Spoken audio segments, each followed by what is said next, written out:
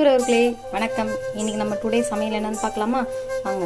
இன்னைக்கு சுரக்காய் குழம்பு வைக்க போகிறோம். சுரக்காய் குழம்புக்கு தேவையான பொருள்: சுரக்காய் நல்லா கட் பண்ணி வச்சுக்கிட்டேன், தக்காளி கட் பண்ணிட்டேன், சின்ன வெங்காயத்தை இஞ்சி பூண்டு டிஸ்கில் போட்டு நசுக்கி வச்சுட்டேன், மிளகாத்தூள், உப்பு, மஞ்சத்தூள், கருவேப்பிலை.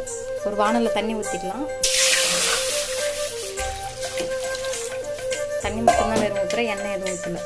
அது கூட நம்ம கட் பண்ணி வச்சு தக்காளி போட்டுக்கலாம். அப்படியே வெங்காயத்தையுமே போட்டுக்கலாம். அது கூட கட் பண்ணி வச்சு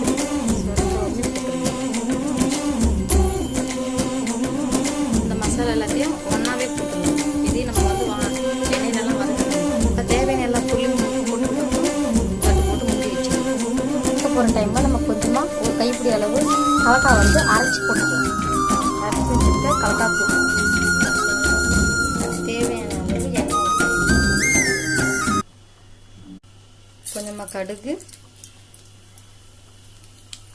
அதுக்கப்புறம் கருவேப்பிலை.